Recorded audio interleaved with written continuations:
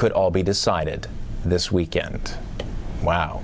Fate. I think you're underestimating Paranormal Activity again. You keep underestimating this movie. And tonight, there's some Halloween parties, yes, but this will be a great night to go see a scary movie, getting you in the spirit and the mood for tomorrow. I have heard more people that have seen this movie that have said that for the next, 3 or 4 days or even week that they've had to sleep with the lights on, that it's just that intense.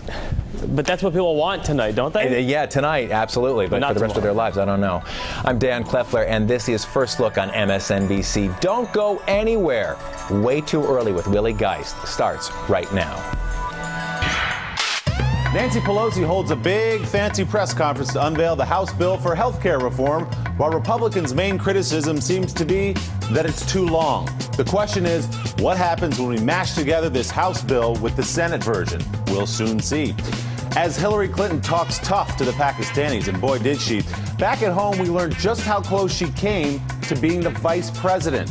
The question is, why did then candidate Obama squash the idea? And guess what, folks? We got ourselves a World Series. The Yankees eke out a tough win in a pitcher's duel at the stadium. The question is, did Pedro Martinez really call himself the king of New York after he lost the game? God, he's good. It's way too early for this.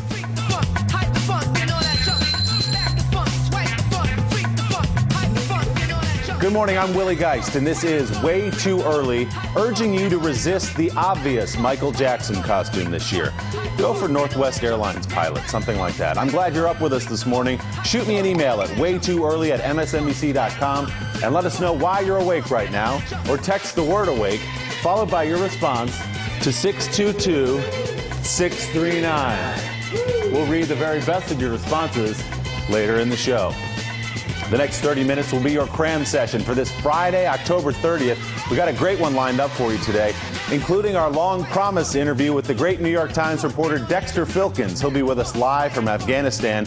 We'll also show you a new poll that reveals the worst celebrity influence on kids. Think teenage pole dancing. A lot to get to this morning, only a half hour to do it, so let's get right to the news live at 5:30 a.m. here at 30 Rock in New York City. Well, as early as next week, the House could vote on a nearly 2,000-page bill that aims to make insurance available to nearly every American. Funding for the roughly $900 billion proposal would largely come through cuts in Medicare and tax surcharges to Americans earning at least $500,000 a year, and charges on the so-called Cadillac plans. Although Nancy Pelosi says a government-regulated insurance exchange will create competition, Republicans are, of course, pushing back. The bill will expand